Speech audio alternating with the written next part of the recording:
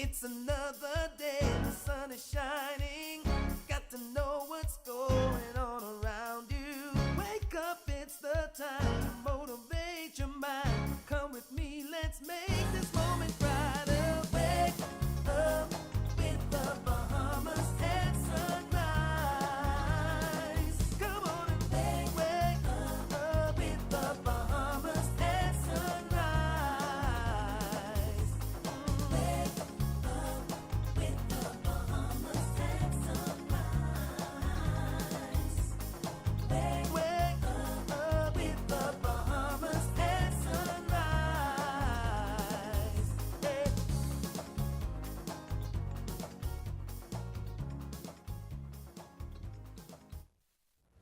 Good morning and welcome to Bahamas at Sunrise. I am your host, Ricardo, and I'm so happy that you joined us on this very happy Monday. I am flying solo again. I'm gonna put out a search warrant for my co-host Mark because we have definitely been missing him around here, but I do believe he's traveling and he's on his way back, so we are wishing him safe travels as he returns. So since I have a little extra time on my hands, I'd love to be able to share a few tips with you on how to have a great week, starting with your Monday, because I know how Mondays can be. So I found these online. The first one is to set goals for your week this week. Number 2 is get the most out of every day by organizing yourself. Number 3 is do that thing that you are resisting, which is always the hardest thing because that's why we're resisting it, because it's hard. Number 4 is to nurture your relationships. Number 5 is to stretch yourself. Number 6 is to be disciplined. And number 7 is to invest in your relationships. Speaking of relationships, I know I want to say the Western world, I won't assume the entire world, but a lot of the Western world celebrated Mother's Day yesterday. I saw an overwhelming flow of pink at church as well as the restaurant that we went to afterwards. And I had such a great time on Mother's Day celebrating with so many incredible women in my life. I got to celebrate with my mother, Angela Burrows, as well as my mother-in-law, Kay Gardner. I got to spend some time with both my grandmother as well as my husband's grandmother. So my group of mothers is growing every year, and I'm so grateful that I got to celebrate with them. And I just want to wish a belated Happy Mother's Day to all the mothers, grandmothers, adopted mothers, sisters who are like mothers, who've stepped in. Thank you for all that you do. What you do is extremely important, and we are all so grateful to have you. We've got a great show in store for you today. But first of all, TCL would like to invite you to register for the Cat Island Business Outlook coming up this week, Thursday, May 18th, at Fernandez Bay Village, Smiths Bay, Cat Island. The conference will be hybrid, so you can join virtually for $50 or in person for $75. Register today at tclevents.com. We'll also be talking about the Cat Island Business Outlook with Ricardo Wilson, and Gowon Bowe is here to discuss capital markets with us and explain how they work. We'll also be talking about Mental Health Awareness Month with Dr. Tameka Johnson-Dames and Dr. Davina Knowles. And we'll take another look at my interview with Dr. Phillip Swann about the Wellness Unit at the Ministry of Health and Wellness. But for now, let's check on weather with Godfrey Burnside.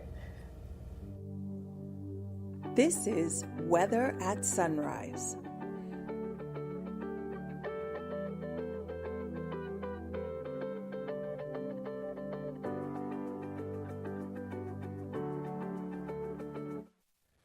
Thank you, Davina, and good morning, Bahamas. And your first look at weather at sunrise. We have two systems. We have a surface trough over the southeastern islands that's been persistent over the last couple of days, triggering off showers and thunderstorms in the central and southeastern islands.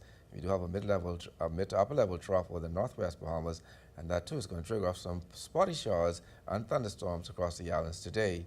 So for the most part, looking at partly sunny and warm with a few scattered showers, isolated thunderstorms in northwest Bahamas, variable cloudiness with a few lingering showers or thunderstorm over the southeastern islands. Your high temperature reaching 84 degrees Fahrenheit. Tonight, we're looking at partly cloudy skies with a few nighttime showers, maybe even a thunderstorm popping up, your low going down to 68 degrees Fahrenheit. And some region highs and lows across the Caribbean, Barbados, 88 and 78. In Jamaica, 89 and 80. Trinidad, 91 and 76. And the Turks and Caicos Islands, 86 and 72.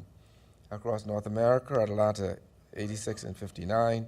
In Boston, 58 and 46. In Miami, 88 and 75. Dallas, Texas, 74 and 63. And Toronto, Canada, 69 and 49. As you go to the week, troughing will continue to be the main feature across the islands, triggering off pockets of showers and thunderstorms across the islands.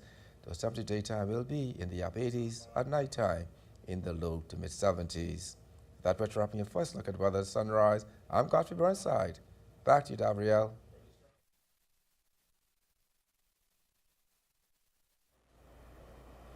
Thanks, Godfrey. Ricardo Wilson, General Manager of Western Air Limited, is here to tell us about Western Air's plans on keeping you connected and give you a preview of what you can look forward to at his presentation during the Cat Island Business Outlook coming up this Thursday at Fernandez Bay Village, Smiths Bay, Cat Island. Good morning, Mr. Wilson, and welcome to Bahamas at Sunrise. Thank you. Good morning. So tell me, every time I see something about Western Air, it just seems like it's expanding, the routes are expanding, there's just so much growth happening. Tell me about Western Air, where you fly to, and what's going on. Okay, Western Air, as you know, was birthed back in 2000, where they take their first flight in 2001. And they've been expanding for over the years that they've been in business, starting out with the metros. And right now we're servicing various family islands, Grand Bahama, Abaco, Exuma, Bimini, and of course Cat Island. And of course Andros, North and South is where it was birthed from. All right, so we're doing, and now we've even taken on Fort Lauderdale. So we have daily flights going into Fort Lauderdale also. In terms of Western Air's specific route to Cat Island, of course, we're looking forward to the Cat Island Business Outlook. What does that route look like on a weekly basis? That route has been phenomenal. It has grown leaps and bounds. We started there in 2018. And of course, we fly the Embraer jets down there, which is our 50-seaters, our newest aircrafts. And right now, we've been post-pandemic, we were going in there basically every day. Then post-pandemic, we started going every other day because of the peak. And now we are back, and we are in there, basically new routes or new additional flights starting every day into Cat Island. Which, I mean, that's really saying something. When you think about the most popular destinations in the Bahamas, you don't necessarily think of Cat Island. So it seems, with events like the Cat Island Business Outlook, there's also a number of festivals and regattas happening. Have you really observed a lot of growth over the past Absolutely. few years? Primarily when we have these events like the Cat Island Rake and Scrape that's coming up, we basically had to put on additional flights to accommodate. And those flights are full. As a matter of fact, the regular scheduled flights for this coming event were booked since February.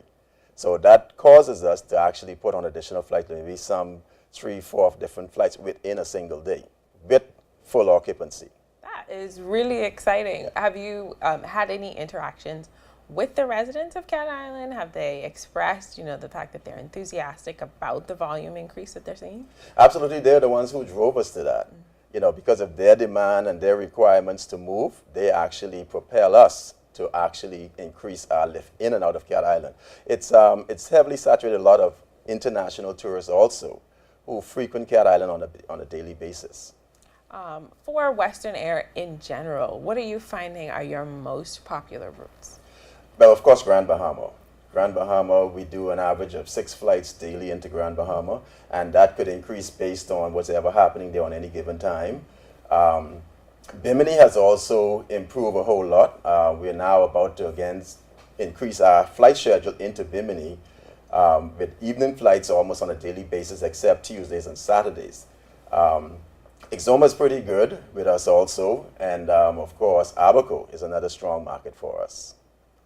So I think we can assess on a nuanced level how Western Air is keeping the Bahamian population connected. But why was keeping you connected, the Cat Island Business Outlook, something that Western Air felt like it was important to sponsor? Okay, because we wanted to be a part of the event, and of course we wanted to show our appreciation and of course introduce what we are doing to Cat Island. And, the persons are very receptive of what we're doing in Cat Island, and so we appreciate that. And we felt obligated to be a part of the event and be a part of anything that they're having there from a sponsorship level. It seems like the government of the Bahamas is really looking forward to, we're talking about the development of a new airport and making some really substantial investments in tourism. in Cat Island in particular.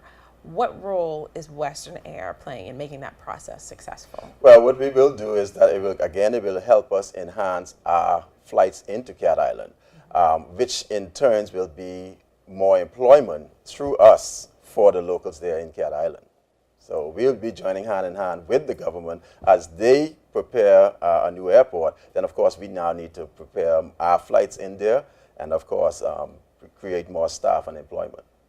And what's actually, I guess I'll switch into my next question. Of course, you're going to be presenting at the Cat Island Business Outlook. Yes. I don't want you to give all of your golden nuggets away, but I do want you to give the audience an idea of what they can look forward to during your presentation. Well, what they can look forward to is, again, I'll be talking about our role in Cat Island and, of course, extending our appreciation to the people of Cat Island for their support, and then just give them a little bird's eye view as to exactly what else is coming on stream.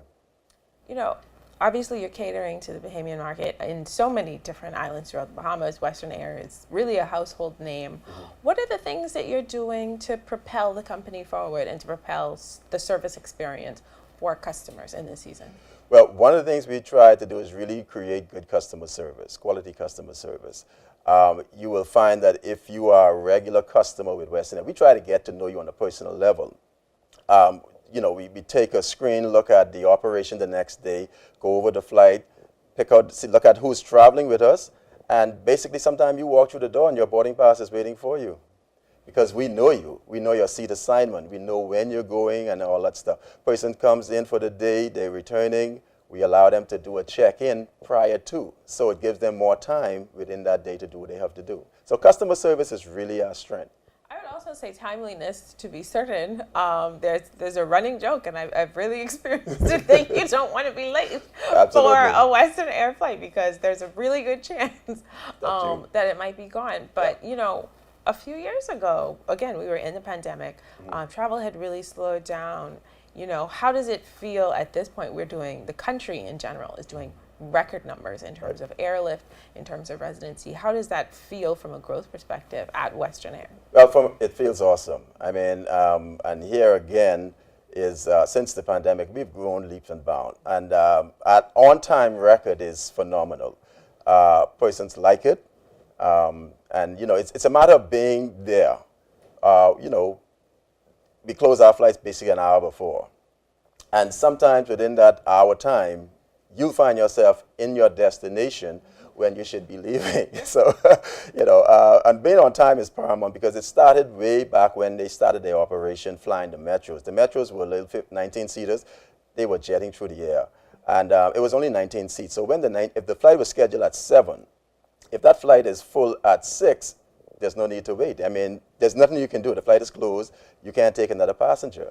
And so that trend followed us up to where we are right now. On-time departure is phenomenal. Persons love it because it helps people get to their destination. Time is money. And is Western Air looking forward to any particular new destinations coming up? Well, presently, I think we're looking at, especially when we resume the terminal in Grand Bahama. As you know, that was damaged back during the hurricane. And then a setback for the construction opening was delayed based on the COVID. But when that terminal resumes opening, which will be in short order, we're actually going to be doing a flight directly from Freeport into Fort Lauderdale, which persons are excited and can't wait. You know, the Grand Bahamians are really looking forward for that. I'm sure that's going to be a hit. Yeah. Well, thank you so much for joining us this morning. I'm sure your presentation will also be a hit. Thank you. Yes. And don't forget to register for the 3rd Cat Island Business Outlook coming up this Thursday, May 18th at Fernandez Bay Village, Smith's Bay, Cat Island. Of course, we're going to have Mr. Wilson presenting, and we will also have as our keynote speaker, Prime Minister, the Honorable Phillip Davis. Visit tclevents.com to register now. This is Bahamas at Sunrise. We'll be right back. It's coming Thursday, the 18th of May, 2023 at Fernandez Bay Village and via Zoom is the first ever in-person Cat Island Business Outlet, which also covers San Salvador and Rum Key. Our theme is Forward, Upward, Onward Together. Our keynote speaker is Cat Island's own Prime Minister, the Honorable Phillip Davis. Other speakers will discuss airport development, roadworks and utilities, and foreign investment, and much more. Attend in person for $75 or $50 via Zoom. Register today at tclevents.com. Summer travel is here. Jet to Fort Lauderdale on Western Air. Jet with ease and comfort. Got bags? We've got you. Your first check bag is free. Personal bag and carry-on included. No change fees, no cancellation fees, no penalties. Travel on your own time with flexible ticket options. Book today. Travel any day. Book now at westernAirBahamas.com. Push-to-talk device is a beautiful device. It operates on our world-class cellular network. You can take pictures, you can take videos, you can put your persons in different groups. If they want the engineering team to have a different communication than the finance team or the security team, you can do that with the push-to-talk device. And that's not something that you can actually do with a regular communications radio device. We have several different types of devices. There's the 380, the 580 plus, and then there's the 590 plus, which is the top of the line device.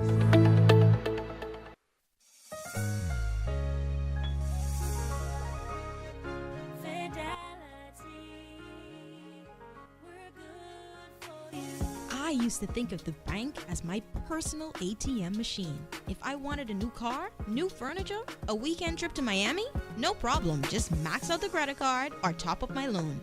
I was a big baller until I realized that 75% of my salary was going to pay back all those loans. Fidelity's personal financial coaching was the best solution. Fidelity gave me a plan with a debt consolidation loan that has a built-in savings that pays 5% interest. I now only have one low monthly payment plus money in my pocket. Give Fidelity Bank a call at 356-7764 in Nassau or 352-6676 in Freeport. Visit any of Fidelity's locations or visit a website at fidelitygroup.com.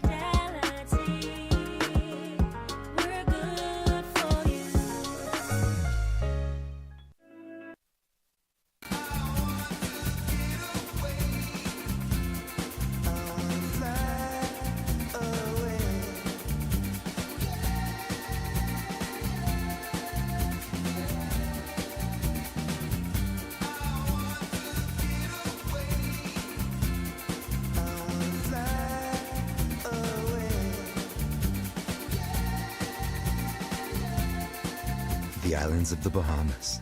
Fly away.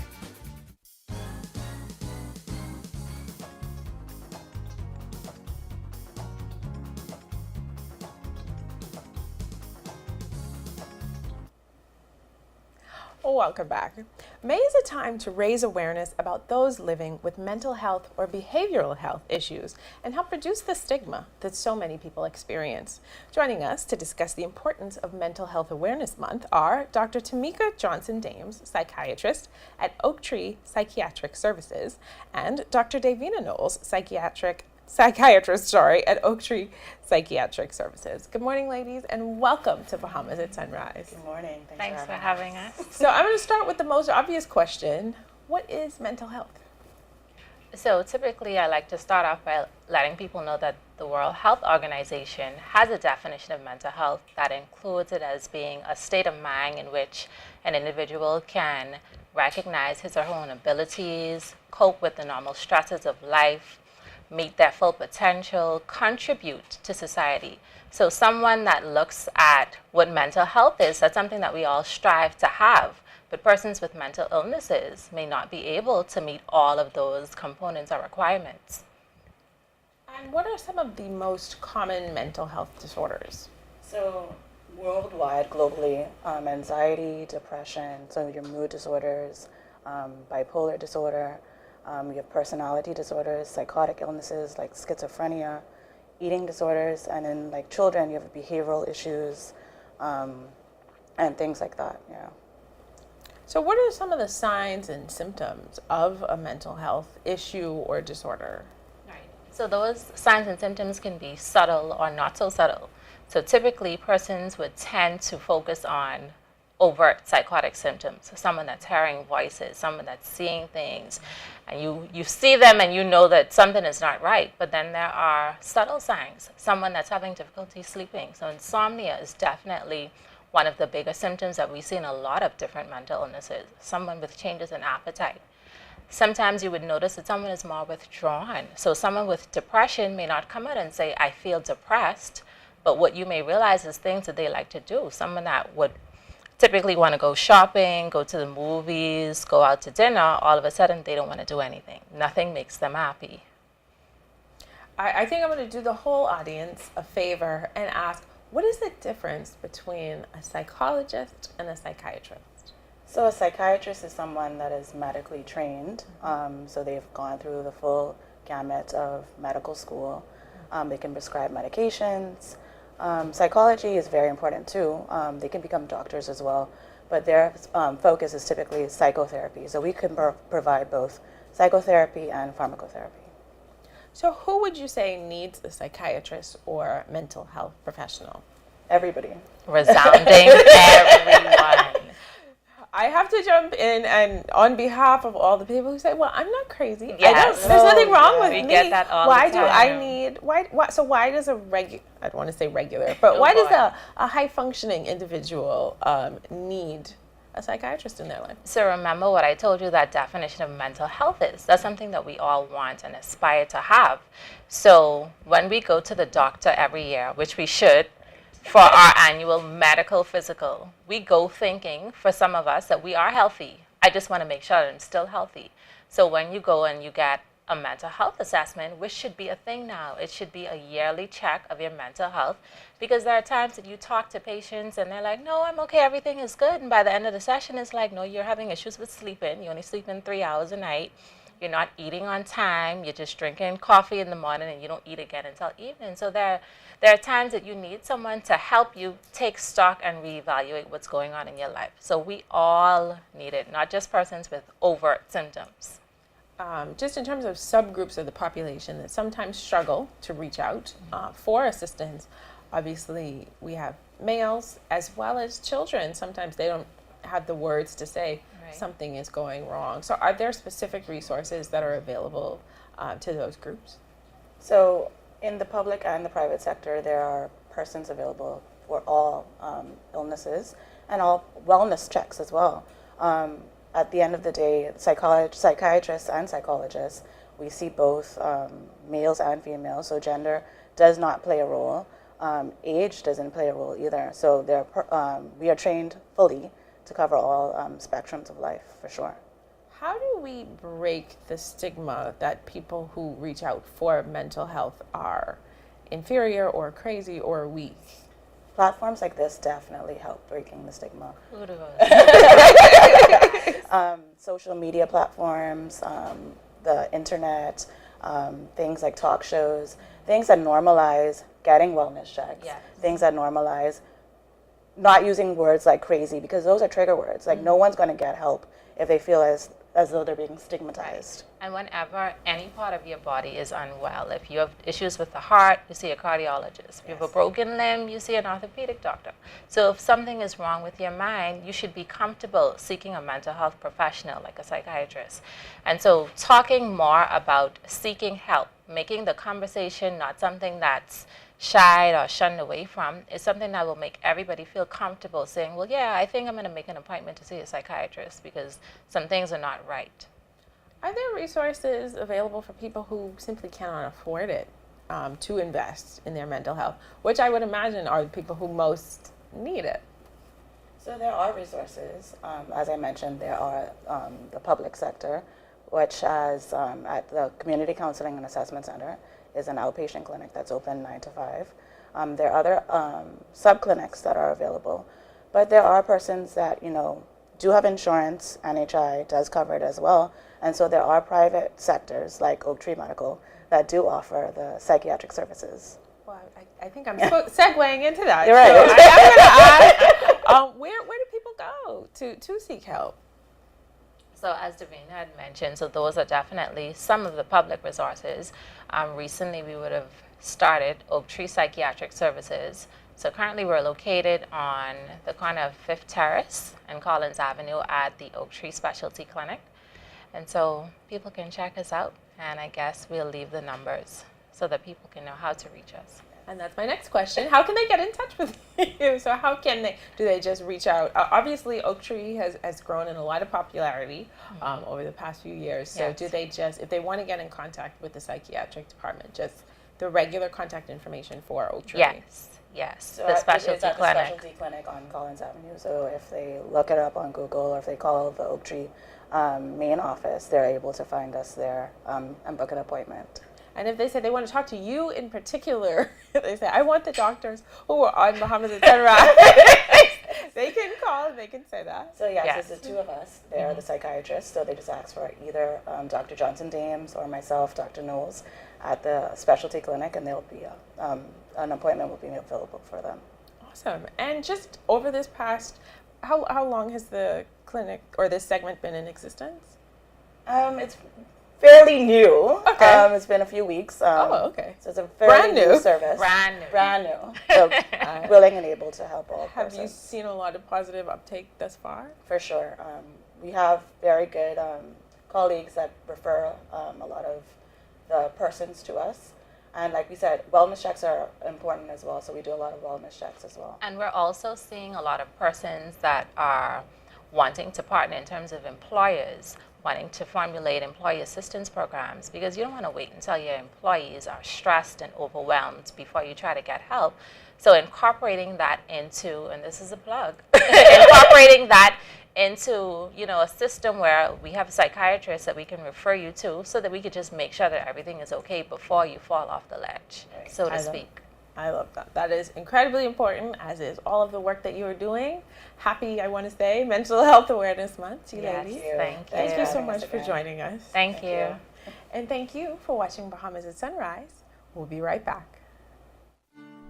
Meet Leno, your bridge to the future. Wealth planning, investments, corporate services, trust services, pension administration, fund administration, outsourced accounting, and payroll. When you think of financial solutions, think of Leno. Local or international, company or individual, Leno can help. Our team of skilled professionals has the experience and expertise needed for you to strive. Your goals are our goals and our priority. Leno will guide you to the right financial solution with the knowledge, resources, and support you need. Give us a call at 242-396-3225 or email us at info@lenobahamas.com to get started. Visit our website, www.lenobahamas.com, for more information today. Leno, your bridge to the future.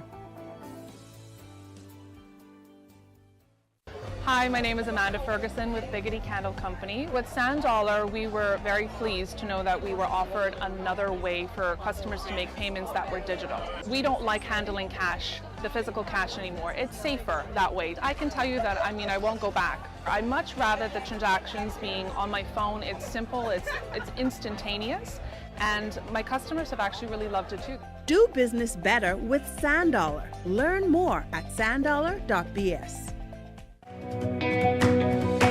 Hi, I'm Melissa, and I'm a survey enumerator with the Bahamas National Statistical Institute, or BNSI. During the month of May, we will be conducting the labor force survey on various islands, including New Providence, Grand Bahama, Abaco, Long Island, Bimini, San Salvador, and North Eleuthera. You might be wondering, why is this survey important? Well, it helps us to determine the number of employed individuals, those seeking work, and the size and location of the labor force. This information is used by the government, businesses, researchers, and students to make informed decisions and plan for the future.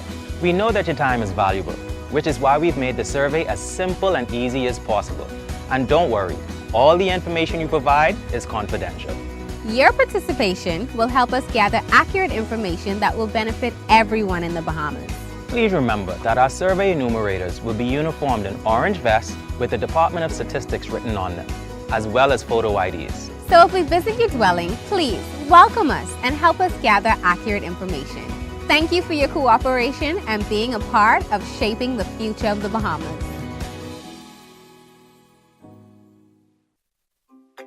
One thing, two things, blue thing, old things, things that are small, things that are grand, things that fit just right, and in the palm of your hand.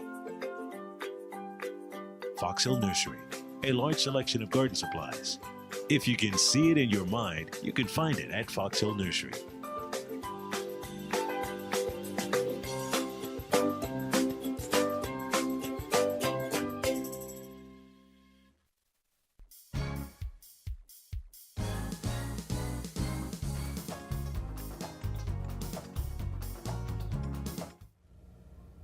Welcome back to Bahamas at Sunrise. I am your host, Davina Gardner, and I hope that you are having a wonderful Monday morning. We are still in search of my co-host, Mark. I think he's going to be joining us back in the studio pretty soon. But until then, Mark, we miss you. We're looking forward to having you back. We've had a great show so far. I got to speak with Ricardo Wilson just about his presentation on behalf of Western Air, where he's going to be talking at the Cat Island Business Outlook, which is coming up this Thursday. You definitely want to get your tickets.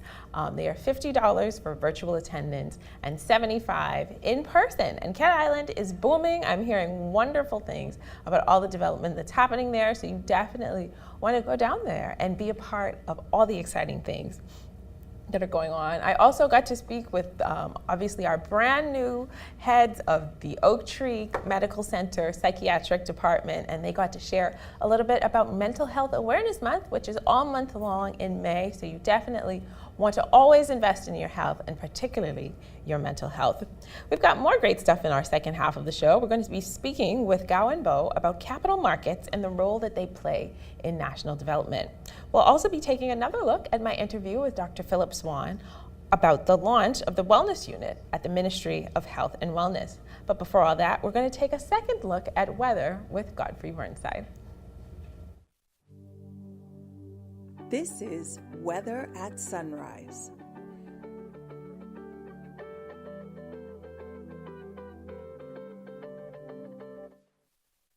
Thank you, Davina. Good morning, Bahamas. And your second look at weather at sunrise. Surface troughing across the central Bahamas, triggering off some showers and thunderstorms. Upper level low across the northwest Bahamas, going to show pockets of showers and thunderstorms. So across the islands, got a pretty good day, but some pockets of showers and thunderstorms during the daytime across the islands. In the marine forecast today, those winds east to southeast are 10 to 15 knots, sea 2 to 4 feet over the northwest, or all the areas falling light and variable at times. On Tuesday, those winds become southwesterly at 10 to 15 knots, sea 2 to 4 to the northwest and central Bahamas, light and variable seas 1 to 3 feet over the southeastern islands. Then on Wednesday, across all the islands, southwest to west at 10 knots or less, seas 1 to 3 feet. Your tides. You can expect a low tide 11:17 this morning. Next high tide at 5:34 this evening. Low again tonight at 11:53. Sunset 7:46 this evening. Rises tomorrow at 6:24. UV index 8. Your water temperature 77 degrees Fahrenheit. And the moon phase last quarter. As we go to the weekend, or the week, we're going to have a mix of sun and clouds. Still a few showers, maybe an isolated thunderstorm, mainly by afternoon hours. The temperature daytime will be in the upper 80s daytime and the low to mid 70s at nighttime. That puts having a fun look at weather at sunrise. I'm Godfrey Burnside. Back to you, Davina.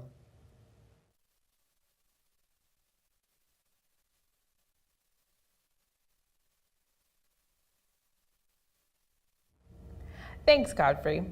Capital markets are where savings and investments are channeled between suppliers and those in need. Here to tell us more is Gowon and Bowe, Chief Executive Officer of Fidelity Bank, Bahamas Limited. Good morning. I want to say Mr. Bowe, but I feel like I've gotten in trouble the last time I said that. So good morning, Gowon, and welcome to Bahamas at Sunrise. Morning. It's been a while, and welcome to you. Morning. Yes. So what are capital markets? Can you expand on that? And who are the key stakeholders? You know, put into very simple terms, it's where the environment in which we have money meeting opportunity. And by that I mean that when you think of this key stakeholders, you have the investors and persons who've saved monies, who've now decided they would like to invest and deploy their funds to earn further returns for themselves. You have the entrepreneurs, those who have an idea, but really can only execute on their idea when they have the necessary resources in order to do so. And then you have the regulators who effectively control the environment. Because we have a meeting of the minds, if you will, between persons who've never met one another, may never meet one another, but certainly expect each to behave in a certain manner. You have the regulators who provide the actual foundation for how this money meets opportunity. And so ultimately, it has a significant role, if you will, in the pooling of resources. Because what it says is, it is far easier to find 10 persons with 1,000 than one person with 10,000. And that makes a lot of sense. Can you expand on just how integral this kind of investment is to national development? When you look at an economy is really built up of what they call the gross domestic product, which is the output of the country. And whenever we look around and you see businesses, sometimes as consumers, we have the naivety and believing that it just popped up or money miraculously came to power. And ultimately, it required some capital investment in the term capital markets.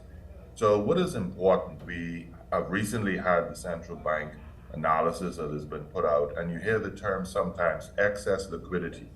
And they've referred to there being over $2 billion in excess liquidity in the system. What that means is there are a number of persons who have worked hard. They have accumulated cash resources through their wages, salaries, others who've invested in the past and have accumulated dividends, but they've not found opportunity to deploy that into productive activity. And so they have it sitting in the banking system. The reality is the banks have just simply become safe harbor or a place to store money. And when we think about national development, we think about how do we expand the environment and opportunity.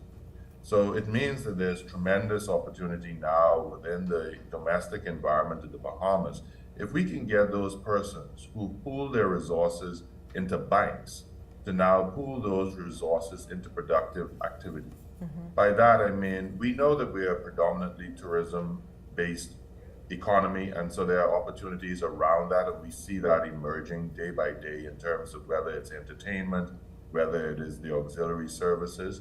We know that we've traditionally had the financial services, and particularly if we look at the insurance industry, which went from a fully foreign-owned sector to now almost exclusively a Bahamian-owned sector, and only capital markets was able to produce that.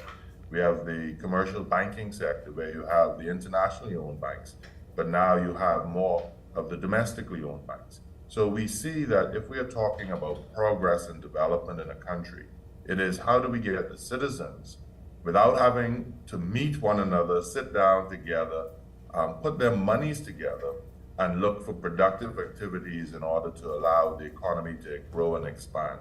And as they say, a rising tide floats all boats. So as we have more activity taking place, the opportunity for persons for employment, the opportunity for investment, the opportunity for wealth creation, all of those expand. And so that is a neat part of overall national development. And would you say that at this point, are our capital markets functioning, or are they working at an efficient level? You know, functioning, yes. At the optimum level, no. And I don't necessarily put that responsibility solely on the capital market regulators and purveyors necessarily. We have an awesome responsibility in order to educate persons to understand what does it mean. You know, when you look at the traditional business, it came about by a grouping of very select friends, family, like-minded individuals, and that's happened the world over. But the reality is that the ability to do that continuously is very limited. So if I only have 4 persons, starting up new businesses becomes very challenging.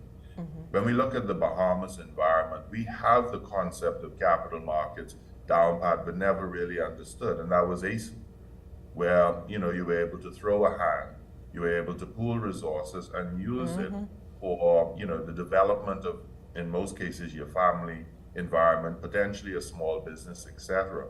And we've not done a sufficiently good enough job, and I put that responsibility on all those who are players in capital markets, in order to educate persons to understand that you do not need to be a 51% or 75% shareholder to be an owner.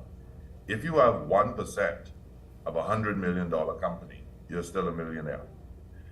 So we need to dispel the notion that ownership means majority ownership or high percentages.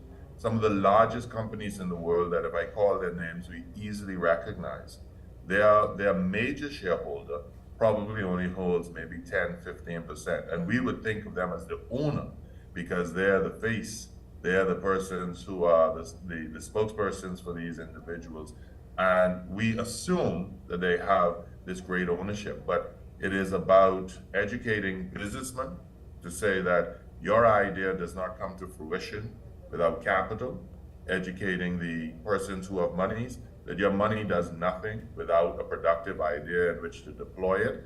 And if we have confidence in the regulator, this is how we can bring those two together and provide funding for more development. So short answer is we have a functioning capital markets, Bahamas International Securities Exchange.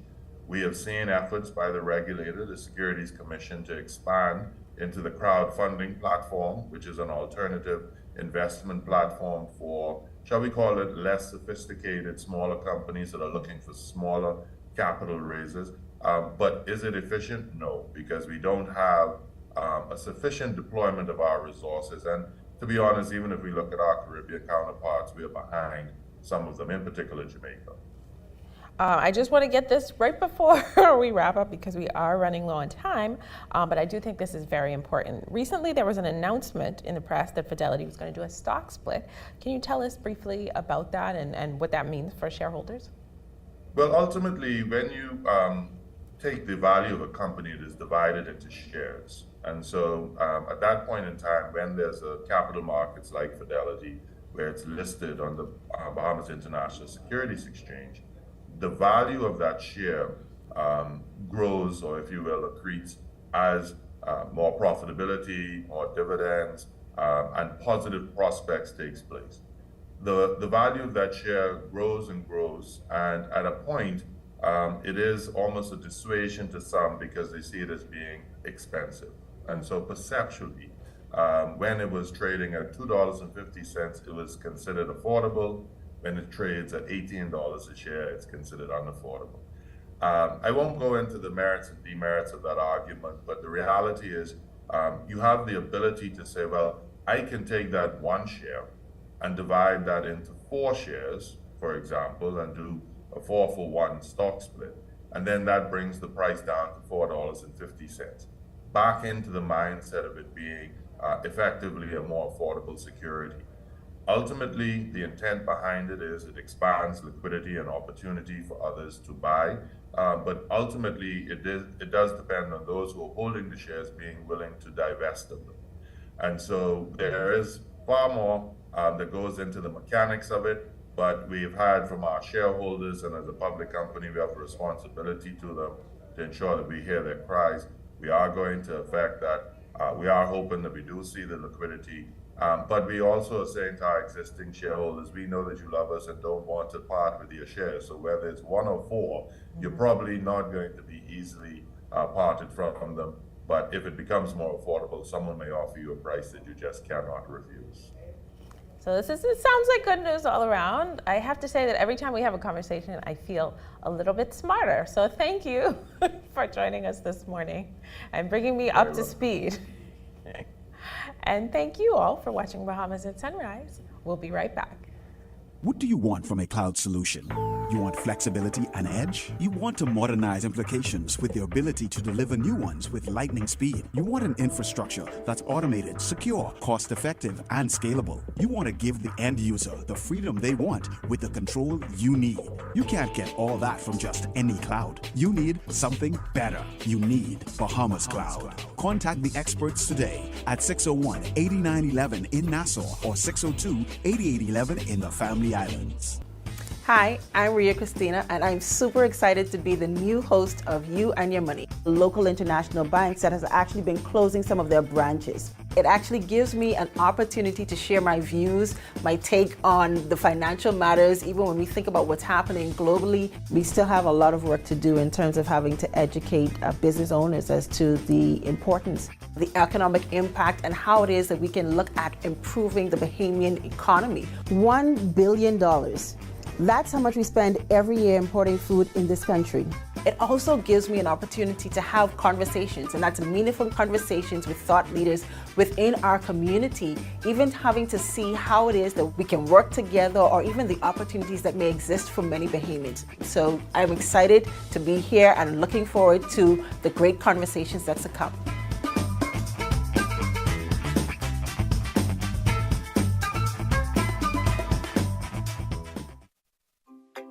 One thing, two things. Blue thing, all things. Things that are small, things that are grand, things that fit just right, and in the palm of your hand. Fox Hill Nursery, a large selection of garden supplies. If you can see it in your mind, you can find it at Fox Hill Nursery.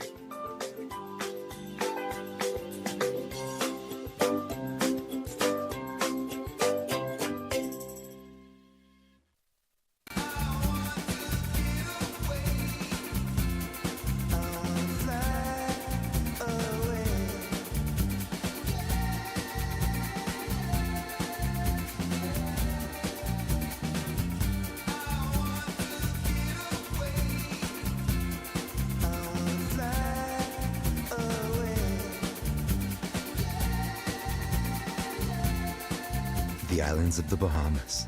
Fly away.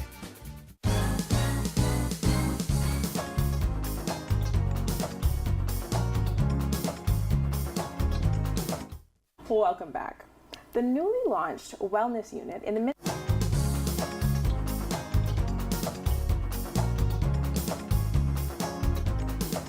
Ministry of Health and Wellness is tasked with implementing policies and programs that govern and execute a holistic approach to health and wellness.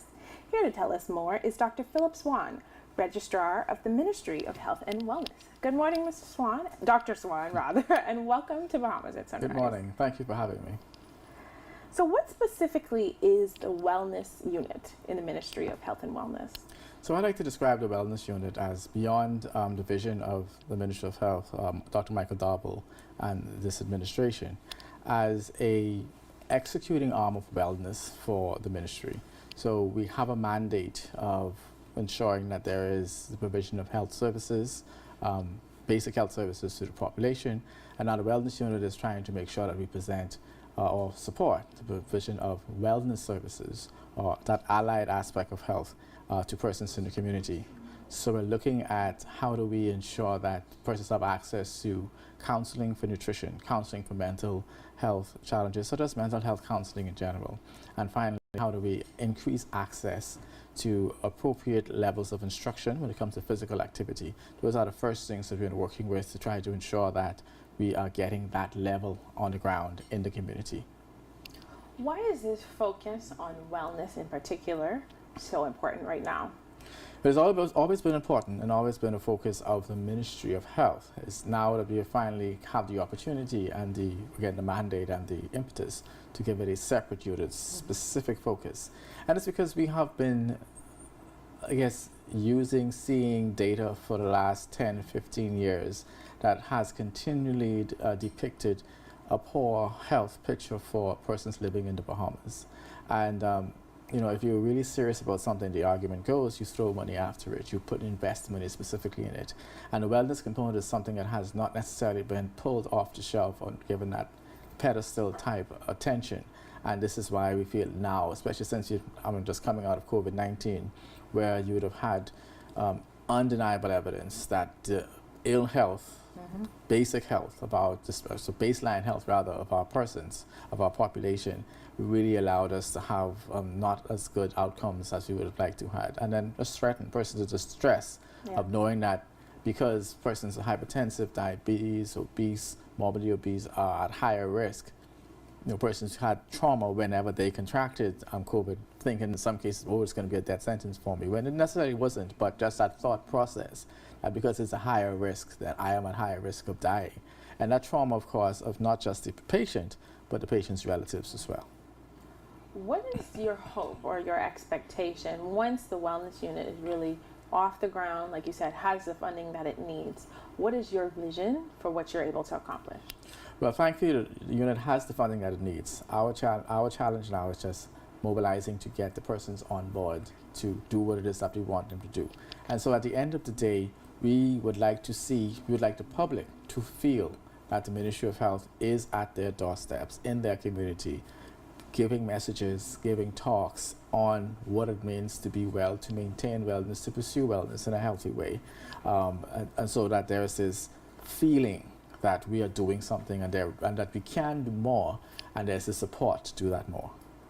What are some of both your short-term goals, because we know wellness is a journey, Correct. but we can have the little wins, and what are the long-term goals of the wellness unit? So our long-term goals, I'll start with that, is in the next 3 to 5 years, or the next 2 cycles at least, to have significant gains and improvements in our overall health, our wellness picture. The STEP survey would have come out and gave us some parameters. We'd like to see some improvements in that. If only we start off with our obesity rates, that would be a great start for us. But the short-term goals, as I mentioned, is to have more programs available, to have more persons aware and practicing the things that we know they know, but having the environment that allows them to do it in a more successful way. And just to have that energy, the underlying energy that we are moving more, we are doing better when it comes to choosing healthier options at the food store, and that we are better when it comes to dealing with stress and coping with situations that we have problems coping with now. So you mentioned something interesting just in terms of, people generally speaking do have an idea Correct. of what it takes to develop wellness, but somehow we have a gap between the reality of wellness. So is one of your key points to educate, or really just to kind of galvanize people, really encourage them to take ownership of their health through intentional wellness? So I would say it's three prongs. So yes, definitely educate. That has to be the key. How do we educate? How do we provide persons with the information necessary to do what is necessary? The second step would be, how do we ensure that they have access to the services and the goods that are necessary for them to, when they act, easily maintain that course of action. And of course, is the promotion part. What does looking or being healthy mean? How do you get there? And so those are some of the things that we definitely want to be working with. So again, we've had this idea of how do we get the message out there. That was always the stress. How do we get the message out there? I should say, and as I mentioned earlier, the message is out there. I think what is challenging for us as a people is to pivot, to make those changes, so that at the end of the day, we are taking little steps, understanding that the little steps count. You don't have to jump a mile. You can walk to 10 steps, and you can do little things to try to increase our metabolism, to decrease our caloric intake, to take wellness breaks, mental wellness breaks, to focus on ourselves, and to feel less guilty about the little steps that we intentionally take to get towards the end. Right, seeing it as a whole journey, Correct. one step at a time. And a continuous journey, that there's no failure, it's the journey. You have setbacks, you have progress, but it's not as if woe is me, I can't do anything else. No, you have the ability, let's work with you to do the little things that you can do to get to the big gains that we want to further down the road. I love it. When you talk about mobilizing your team, ultimately to engage the public, Correct. What are some of those activities that the public can look out to see?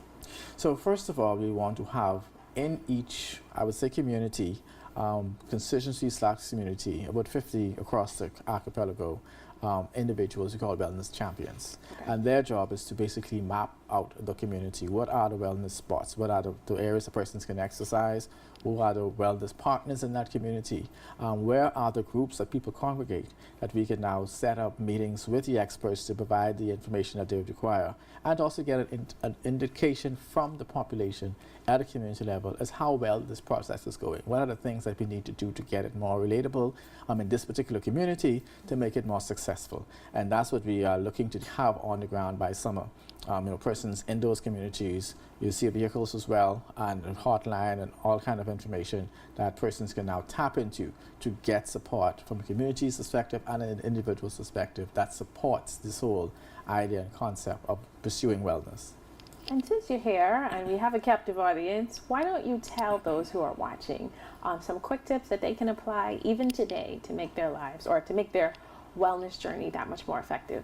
So I think the first thing is acceptance. You have to accept that you are where you are, whether it's where you would like to be, but or where you not like to be, but you have to accept that I am here and there may be more that I can do to get somewhere else. There's more that I can do to do that.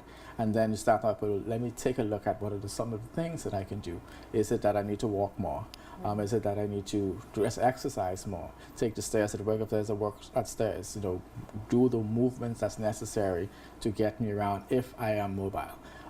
If you're not immobile, then try to find things, if you're not mobile, and try to find things you can do in your home, exercising from your chair, that'll help you to lose weight or just increase your physical activity. And then decrease your caloric intake. How do I cut out some of the unhealthy things that I like to eat? Whether it be cakes every day, cut it down to once a week, once a month, special occasions. A can of soda every day or 2 cans of sodas every day, well, cut it down to 1. Use water, use some juices, some more healthy alternatives. Or special occasions, you can get to that point as well. Personally, I used to drink a can of one of the sweetest sodas around every day, and I've cut that out now. I know last I had a can, but it's some things that you can do, that just little things that you can do. And of course, the wellness breaks. Take time to be with yourself. Understand that it is not necessarily a bad thing to have bad ideas or bad thoughts, but it's how you now find ways to help you through those processes. A lot of us have gone through trauma in our younger years, especially my generation that has been hidden, buried, hidden trauma, unrecognized, has caused us to act a certain way. Understand that there may be some things that we need to address, and understand that you can reach out to your healthcare provider to direct you to some of these mental health counseling services that the ministry will now make available as a matter of course to the general public. I love that. I love that. Practical steps to wellness. Congratulations, Dr. Swann, on the work that you're doing and the work that the Wellness Unit at the Ministry of Health and Wellness is doing. Well, thank you. And once again, thanks for this opportunity to share with the population of the Bahamas what it is that we're doing. And we look forward to partnering with you further as we continue to get the message out. And thank you for watching Bahamas at Sunrise. We'll be right back. It's coming Thursday, the 18th of May, 2023 at Fernandez Bay Village and via Zoom is the first ever in-person Cat Island business outlet, which also covers San Salvador and Rum Key. Our theme is Forward, Upward, Onward Together. Our keynote speaker is Cat Island's own Prime Minister, the Honorable Phillip Davis. Other speakers will discuss airport development, roadworks and utilities, and foreign investment, and much more. Attend in person for $75 or $50 via Zoom. Register today at tclevents.com. Comfort Suites Paradise Island is the best kept secret in the Bahamas. Located directly next door to the Atlantis Resort, you'll receive all the privileges of an Atlantis guest with all the benefits of a Comfort Suite stay. Enjoy everything Atlantis has to offer, including Aquaventure Water Park, plus all the amenities of Comfort Suites. Free Wi-Fi, free breakfast daily, and kids stay, play, and eat free. Visit ComfortSuitesPI.com.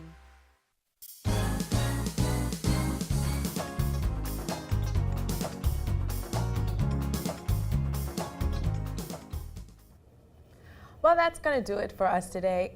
We had a fantastic show. We went on the full gamut. We talked about mental health, financial health, and all the ways that we're able to help move this country forward, finances, everything you can think about. So we are looking forward to an incredible week. Try to remember those tips that I gave you at the beginning of the show, and we're looking forward to hopefully seeing my co-host Mark back very soon. If you haven't registered for the Cat Island Business Outlook and you are interested, please visit tclevents.com to get those last-minute tickets. Otherwise, have a great week.